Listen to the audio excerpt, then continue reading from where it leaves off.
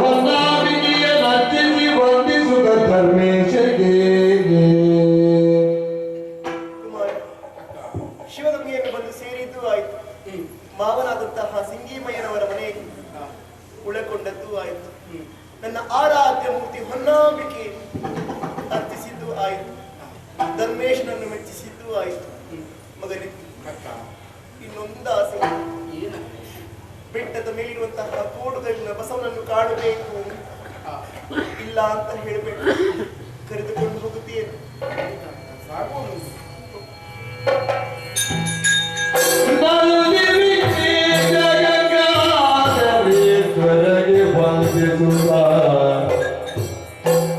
ಶಿಖರವನ್ನು ಏರುತ್ತಿದೆ ಕಂದ ಕಂದವ ಯಾರುತ್ತಿದೆ ಜಲವರದಿ ತಾರೆಗಳು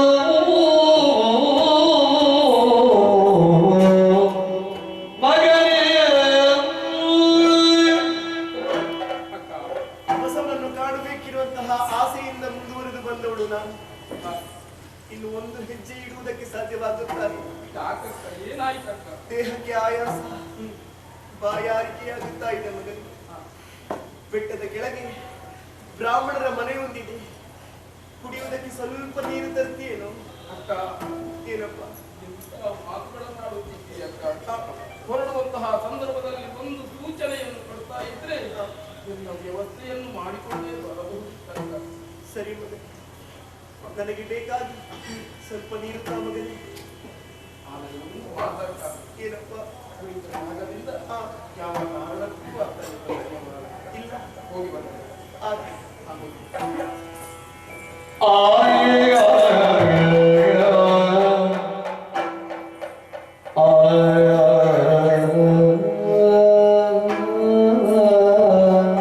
ಕುಮಾರ, ಅರಮನೆಯಿಂದ ಬರುವ ಕಾಲಕ್ಕೆ ಬಹಳ ಕಟುವಾಗಿ ನಾನು ಮಾತನಾಡಿದೆ.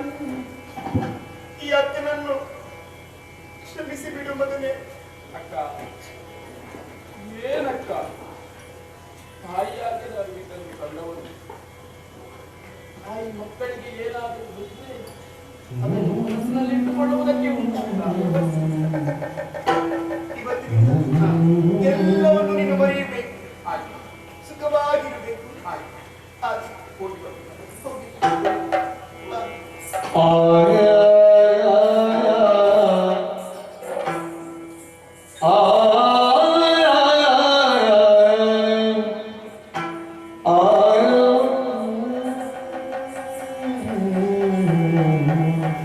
ಸರಿ, ಕುಮಾರ ಬರುವ ಮೊದಲು ನನ್ನ ಕಾರ್ಯವನ್ನು ಸಾಧಿಸಿಕೊಳ್ಳಬೇಕು. ಶಿಖರವನ್ನು ಏರುತ್ತೇನೆ, ನೋಡೋಣ.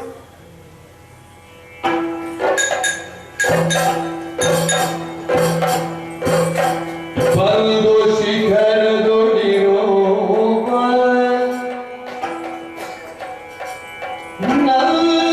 ನಂಬಿಗೆಡೆಗೈ ಸೇತೋ ಒಂದೇ ಮನದಿಷ್ಟ ದೈವಮೋ ನೆನೆದೋ. ಕರ್ಮಸಾಕ್ಷಿಯಾದಂತಹ ಹೇ ಸೂರ್ಯನಾರಾಯಣ, ನನ್ನ ಆರಾಧ್ಯ ಮೂರ್ತಿ ಹೊನ್ನಾಂಬಿಕೆ, ನನ್ನ ಬದುಕಿನಲ್ಲಿ ಹೊಸ ಅಧ್ಯಾಯವನ್ನು ಕೊಟ್ಟಂತಹ ಚೈತ್ರ ಶುದ್ಧ ಪಂಚಮಿಯ ಶುಭ ದಿನ ಇದು. ಈ ದಿನವೇ ಈ ಶಾಂತನೆಯ ಜೀವನವೆನ್ನುವುದು ಅಸ್ತಂಗತವಾಗಬೇಕು. ಇದು ಶಾಂತನೆಯ ಕೊನೆಯ ಪ್ರಣಾಮ. ಹೊಯ್ಸಳರ ವಂಶ ಬೆಳಗುತ್ತ ಲಕ್ಷ್ಮಿ ಸುಖವಾಗಿ ಬಾಳಲಿಗೆ. ನನ್ನಿಂದ ಈ ಹೊಯ್ಸಳ ವಂಶ ಇನ್ನು ಉದ್ಧಾರವಾಗಲಿಲ್ಲ. ಒಂದು ಮಗುವನ್ನು ಪಡೆಯುವಂತಹ ಶಕ್ತಿಯನ್ನು ಪರಮಾತ್ಮ ಕೊಡಲಿಲ್ಲ. ನನ್ನಿಂದ ಯಾವ ಕಾಲಕ್ಕೂ ಸಳವಂಶ ನಶಿಸಿ ಹೋಗಬಾರದು, ಉದ್ಧಾರವಾಗಬೇಕು. ಲಕ್ಷ್ಮಿ ಸುಖವಾಗಿ ಬಾಳಲಿ, ಹೊಯ್ಸಳ ವಂಶ ಏಳಿಗೆಯನ್ನು ಹೊಂದಲಿ. ಆತ್ಮಾಂಜಲಿ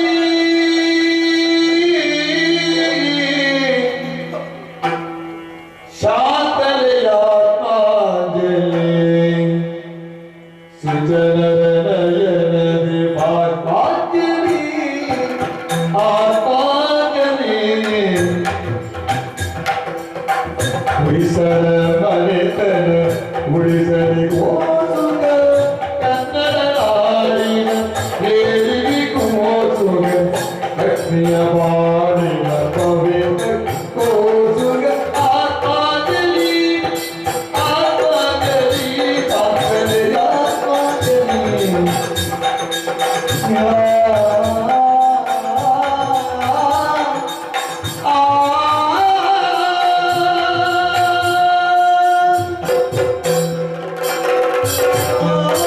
ಕನ್ನಡ ನಾಡು ಏಳಿಗೆಯನ್ನು ಹೊಂದಲಿ, ಹೊಯ್ಸಳ ವಂಶ ಬೆಳಗಲಿ, ನನ್ನ ತಂಗಿಯಾದಂತಹ ಲಕ್ಷ್ಮಿ ಸುಖವಾಗಿ ಬಾಳಲಿ. ಇದಕ್ಕೆ ಬೇಕಾಗಿ ಸಂತೋಷದಿಂದ ಈ ಶಾಂತನೆಯ ಆತ್ಮಾಂಜಲಿ ಆತ್ಮಾಂಜಲಿ ಆತ್ಮ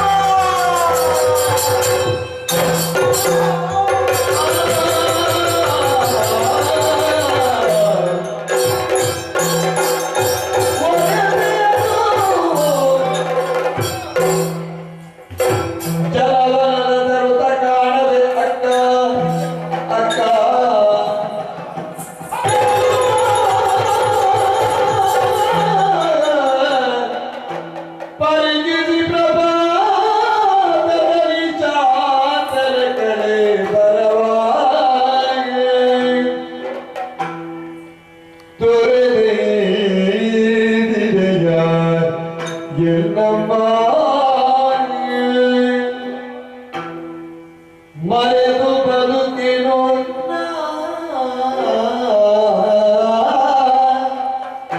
ಮರೆತು ಬದುಕಿನೋ ಬರುವೆ ತವ ಜೊತೆಗಿರುವುದ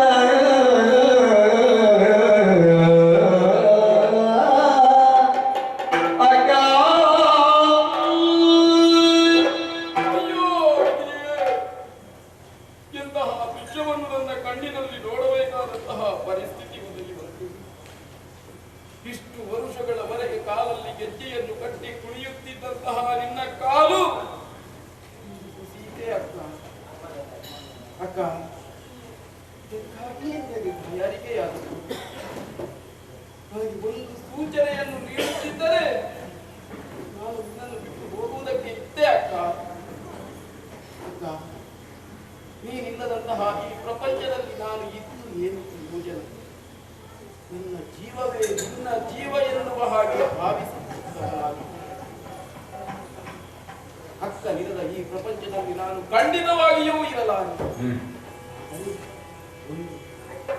ಈ ಭೂಮಿಯಲ್ಲಿ ಒಂದು ಜನ್ಮ ಉಂಟು ಎಂದಾದರೆ ನಗರದಲ್ಲೇ ನಿನ್ನ ಸೇವೆಯನ್ನು ಮಾಡುವಂತಹ ಭಾಗ್ಯ ಅದಕ್ಕಾದರೂ ಸರಿ. ಕಾಣುವಂತಹ ಕೋಡು ಕಲ್ಲಿಗೆ ನನ್ನ ತಲೆಯನ್ನು ಬಡಿದು ಪ್ರಾಣವನ್ನೇ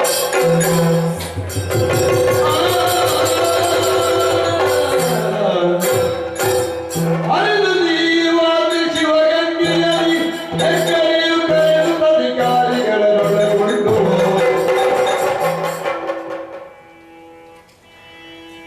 ಕಿರಿದು ಮಡಿದಿಗ ಕುವರಕಾಂತರಿ ಎಂದು ಜಲವನ್ನು ತೋರ್ಪಿ ಅರಸಗಿ ಕಂದು ಹರಡಿ ಚಿತೆಯಲು ಚಿಲುತೆಯವರೆಂದು ಸಗಿಸುವರು ಎನ್ನೊಡುವುದು ನೋವ ಪೀಡದೆ ಮುನ್ನ ಉಣ್ಣುತ್ತ ಹೋಗಿ ಸೊಸೆತಾಯ ಚೆನ್ನಾಗಿ ಶವನ ಪದವ ಸೇರ್ದಳೆ ಕೇದವ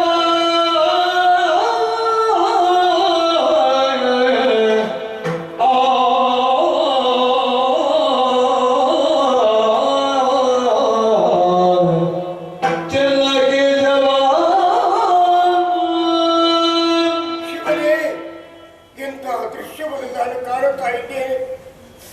ಕಾಲಿಗೆ ಎಡವಿದ್ದೇನಂತೇಳಿ ತಿರುಗಿ ನೋಡುವಾಗ ರಕ್ತದ ಮಡುವಿನಲ್ಲಿ ಬಿದ್ದು ಚಿತ್ರವಾದಂತಹ ಎರಡು ದೇಹಗಳನ್ನು ನಾನು ಕಾಣುತ್ತಾ ಇದ್ದೇನೆ. ನನ್ನ ಮನೆ ಅಂಗಳದಲ್ಲಿ ಬಿರಿದರಳಿದ ಶುಭಗಳು ನನ್ನ ಕಣ್ಣು ಮುಂದೆಯೇ ಕರಟಿ ಹೋದವೆ. ನಿನ್ನೆ ರಾತ್ರಿ ನನ್ನ ಮನೆಯಲ್ಲಿ ಉಂಡು ನಡೆದಾಡಿದಂತ ಮಕ್ಕಳು ಇಂದು ರಾತ್ರಿ ಸಾವನ್ನಪ್ಪುತ್ತಾರೆ ಅಂತ ನಾನು ಯೋಚಿಸಿಯೇ ಇರಲಿಲ್ಲ ಶಿವನೇ, ಯೋಚಿಸಿಯೇ ಇರಲಿಲ್ಲ. ನಮ್ಮನ್ನೆಲ್ಲ ಬರಿದು ಮಾಡಿ ಹೋದ್ರೆ ಶಿವ, ಹೀಗಾಗ್ತದಂತೇಳಿ ಯಾರಿಗೆ ಗೊತ್ತು, ಯಾರಿಗೆ ಗೊತ್ತು. ಬದುಕಿನ ಕೊನೆಯ ಪುಟದಲ್ಲಿ ಬರಬೇಕಾದ ಸಾವನ್ನು ಮಧ್ಯ ಪುಟದಲ್ಲಿ ಬರೆದು ಕಸಿದುಕೊಂಡೆಯ ದೇವರಾಯ, ಕಸಿದುಕೊಂಡೆಯ. ಇಲ್ಲಿ ಹೊಯ್ಸಳ ಸಾಮ್ರಾಜ್ಯದಲ್ಲಿ ಎಷ್ಟು ಹೆಣಗಳನ್ನು ನಾನು ನೋಡಬೇಕೋ ನನಗೊಂದು ಅರ್ಥವಾಗುತ್ತಾ ಇಲ್ಲ. ಕೊನೆಯ ಕಾಲದಲ್ಲಿ ನೀವಾದ್ರೂ ಇದ್ದೀನಿ ಅಂತೇಳಿ ನಾನು ಯೋಚಿಸಿದ್ದೆ. ನೀವು ನಮ್ಮನ್ನು ಕೈ ಬಿಟ್ಟು ಹೋಗಿರಿ. ಯಾರನ್ನು ನಂಬಿ ಏನು ಪ್ರಯೋಜನ? ಚೆನ್ನಕೇಶವ, ಚೆನ್ನಕೇಶವ, ಹೀಗಾಯ್ಕೆ ಹೊಯ್ಸಳ ಸಾಮ್ರಾಜ್ಯ ಕತ್ತಮಗಳು. ಇದನ್ನೆಲ್ಲ ನೋಡಿ ಮತ್ತೆ ಬದುಕಿನಲ್ಲಿ ಕೊರವು ಸಾಯುವುದಕ್ಕಿಂತ ನನಗಿರೋ ದಾರಿ ಒಂದೇ, ನಾನು ಕೋಳಿಗಲ್ಲ. ಇಲ್ಲ, ನಾನು ಸಾಯಬಾರದು. ಈ ಮಕ್ಕಳಿಗೆ ಈ ರೀತಿಯಾದ ಸ್ಥಿತಿಯನ್ನು ನೋಡಿದವ ನಾನು ಬಿಟ್ಟರೆ ಬೇರೆ ಯಾರಿಗೂ ಗೊತ್ತಿಲ್ಲ. ಅರಮನೆಯಲ್ಲಿ ಬೆಳೆದ ಮಕ್ಕಳು, ನಲಿಗಾಡಿದ ಮಕ್ಕಳನ್ನು ಈ ಹೆಣವನ್ನು ನರಿ ನಾಯಿಗಳು ಕಿದ್ರೆ ಏನು ಗತಿ? ಇಲ್ಲ, ನಾನು ಕೂಗಿ ಕರೆದರೆ ಕೇವಲ ಅರಣ್ಯ ರೋದನವಾಗಿತ್ತು. ಈ ಎರಡು ಪಾರ್ಥಿವ ಶರೀರಗಳನ್ನು ಗಾಡಿಯಲ್ಲಿ ಇಟ್ಕೊಂಡು ನೇರ ಅರಮನೆ ಹತ್ರ ಹೋಗ್ತು.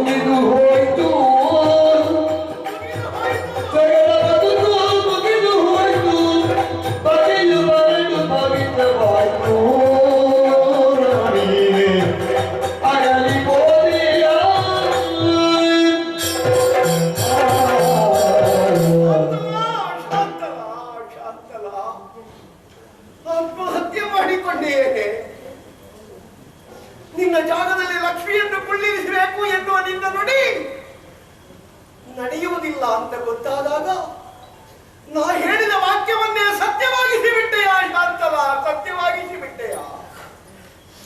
ಕೇವಲ ನಿನ್ನನ್ನು ನಂಬಿಸುವುದಕ್ಕಾಗಿ, ನಿನ್ನ ಅಗಲುವಿಕೆ ಇಲ್ಲ ಎನ್ನುವುದನ್ನು ದೃಢೀಕರಿಸುವುದಕ್ಕಾಗಿ ಮರಣ ಎನ್ನುವುದನ್ನು ನೆಪವಾಗಿ ಒಡ್ಡಿದಿರೇ ವಿನಃ ನನ್ನ ಮಾತಿನ ಮತಿತಾರ್ಥ ನೀ ಸಾಯಬೇಕು ಅಂತ ಇರಲಿಲ್ಲ ಶಾಂತಲ. ನೀ ಸತ್ತು ಬದುಕಿದೆ, ನನ್ನನ್ನು ಮಾತ್ರ ಬದುಕಿರುತ್ತಲೇ ಸಾಯಿಸಿದೆಯಲ್ಲ ಶಾಂತಲ. ನೀನಿಲ್ಲದೆ ನಾ ಹೇಗೆ ಬದುಕಲಿ? ನೀನು ತೈಲವಾದ್ರೆ ನಾನು ದೀಪ, ನೀನು ಜೀವವಾದ್ರೆ ನಾನು ಪ್ರಾಣ. ಇಲ್ಲ ಶಾಂತಲ, ಒಂದನ್ನೊಂದು ಬಿಟ್ಟಿರುವುದಕ್ಕೆ ಸಾಧ್ಯ ಇಲ್ಲ. ಶಾಂತ ಸಿಂಗಿವಯ್ಯ, ಇವಳ ಮರಣ ವಾರ್ತೆ ಇಲ್ಲಿಯಾದರೂ ಲಕ್ಷ್ಮಿ ತಿಳಿದಳು ಅಂತಾದ್ರೆ ಅವಳು ಖಂಡಿತವಾಗಿಯೂ ಬದುಕಲಾರಳು. ಅವಳಿಗೆ ಅರವಲಿಕೆಯ ಮದ್ದನ್ನು ಕೊಡಿ, ಅವಳು ಸ್ಮೃತಿ ತಪ್ಪುವ ಹಾಗೆ ಮಾಡಿ. ಹೋಗಿ ಹೋಗಿ ಹೋಗಿ.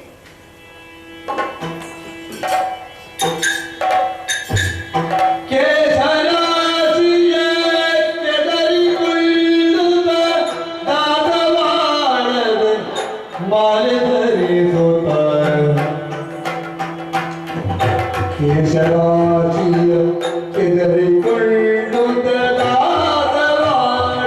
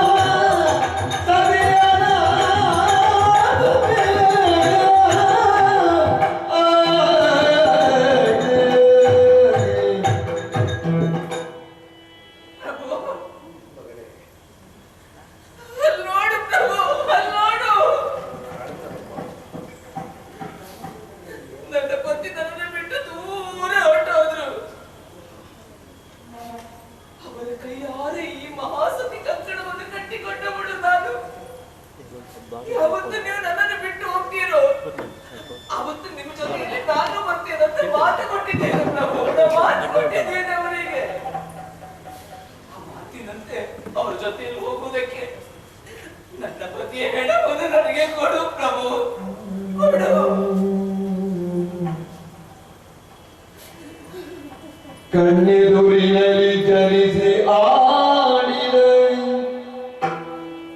ಚಿನ್ನವೇ ತೊರೆದು ಹೋಗುವಿರ ಎಂದಿದ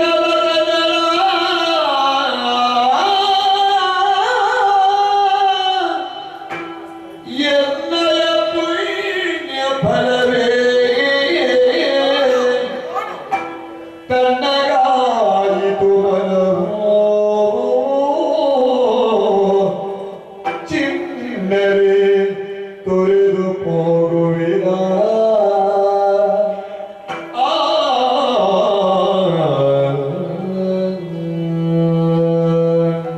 ಸೋಮಲ ಹೋಗ್ತೀಯ ಮಗ. ನಿನ್ನ ಈ ಚಿತ್ರಣವನ್ನು ನೋಡಿದಾಗ ಬಹಳ ಕಾಲದ ಹಿಂದೆ ಕನಸಿದಂತಹ ಒಂದು ಘಟನೆ ನನ್ನ ನೆನಪಿಗೆ ಬರ್ತದೆ. ಇದೇ ಕುಮಾರ ವಿಷ್ಣುವಿನ ತಂದೆ ಚೆನ್ನಮ್ಮ ದಂಡಾಧೀಶ ಸತ್ತ ಹೊತ್ತಿನಲ್ಲಿ ಅವರ ತಾಯಿಯಾದಂತಹ ಚಂದನಾದೇವಿ ಸಹಗಮನವನ್ನು ಮಾಡಿದರು. ಮಹಾಸತಿಯಾಗಿ ಹೊರಟು ಹೋದಳು. ನೋಡು, ನನ್ನ ಭಾಗ್ಯದ ವಿಧಿ, ನನ್ನ ಆಶಯ ಕೊಡುಗೆ ಎಡವಾಗಿ ಮಣ್ಣಲ್ಲಿ ಮಲಗಿದೆ ಮಗ. ನೋಡು, ಇನ್ನೊಂದು ಬದಿಯಲ್ಲಿ ನನ್ನದ ಒಂದು ಜೀವವೇ, ನನ್ನ ಜೀವದ ಒಂದು ಭಾಗವೇ ನನ್ನ ತೊಡೆಯಲ್ಲಿ ಎಡವಾಗಿ ಮಲಗಿದೆ, ಎಡವಾಗಿ ಮಲಗಿದೆ. ಯಾವ ಸೌಭಾಗ್ಯಕ್ಕಾಗಿ ನಾನಿನ್ನು ಬದುಕಲಿ ಮಗ. ಅದರ ಜೊತೆಯಲ್ಲಿ ನೀ ಅಪ್ಪಣೆ ಕೇಳ್ತೀಯಲ್ಲ, ನನ್ನ ಕಣ್ಣೆದುರೇ ಚಿಗುರಬೇಕಾದ, ನನ್ನ ಕಣ್ಣೆದುರೇ ನಡವಳಿಸಬೇಕಾದ ಎಲ್ಲ ಪ್ರಾಣವು ನನಗಿಂತ ದೂರವಾಗಿ ಈ ಯಾತ್ರೆಗೆ ಹೊರಟು ನಿಂತಿದೆ ಅಂತಾದ್ರೆ ಇದು ಮತ್ತೊಬ್ಬರನ್ನು ಇನ್ನೊಬ್ಬರನ್ನು ದೂರಿ ಪ್ರಯೋಜನ ಇಲ್ಲ ಮಗ. ವಿಷ್ಣುವರ್ಧನನ ಹಣೆಯ ವರಹ ಇದು. ಅನುಭವಿಸುವುದಕ್ಕೆ ನಾವಿಟ್ರೆ ಮಧ್ಯಾಹ್ನ ಕೇಳು. ಇದಕ್ಕೆ ಪರಿಹಾರವನ್ನು ಕೊಡಬಡಿ. ವಾಸಂತಿ ದೇವಿ, ನನ್ನ ಮನೆತನದ ಭಾಗ್ಯ ದೇವತೆಯಾದಂತಹ ವಾಸಂತಿಕ ಮಾತ್ರ ನನ್ನ ಮನಸ್ಸಿಗೆ ಸಮಾಧಾನವನ್ನು ಕೊಡುವವರು ಬಿಟ್ಟರೆ ಮತ್ತೊಬ್ಬರು. ಹೋಗಿ ಮಗ, ಎಲ್ಲ ಹೋಗಿ.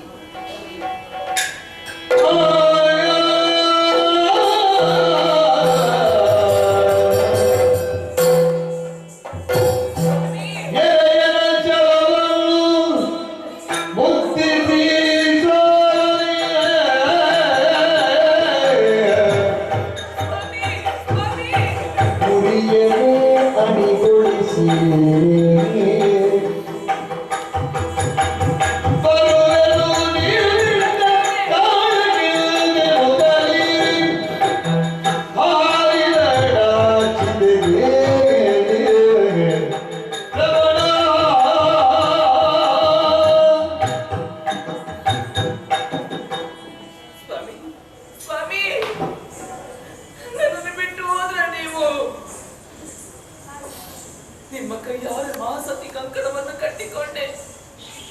ಯಾವತ್ತು ನೀವು ನನ್ನ ನಗಲಿ ಹೋಗ್ತೀರೋ ಆ ಜೊತೆಯಲ್ಲಿ ಸಂತೋಷದಿಂದ ನಿಮ್ಮ ಜೊತೆ ನಾನು ಬರ್ತೇನೆ ಅಂತ.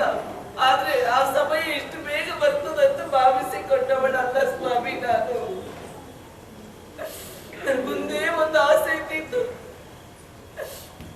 ನಮ್ಮಿಬ್ಬರ ದಾಂಪತ್ಯ ಜೀವನದ ಪ್ರತೀಕವಾಗಿ ಒಂದು ಮಗುವನ್ನು ಈ ನಾಡಿಗೆ ವೀರ ಯೋಧನನ್ನು ಕೊಡಬೇಕು ಅಂತ. ಆದ್ರೆ ಈ ಜನ್ಮದಲ್ಲಿ ಅದು ಅಸಾಧ್ಯವಾಯಿತು. ಇನ್ನೊಂದು ಜನ್ಮ ಇದ್ರೆ ಆಸೆ ನೆರವೇರಿಸಬೇಕು ಸ್ವಾಮಿ, ನೀವು ಆಸೆ ನೆರವೇರಿಸಬೇಕು. ನಾನು ಬರ್ತೇನೆ. ನಿಮ್ಮ ಚಿಂತೆಯನ್ನೇರುವ ಮೂಲಕ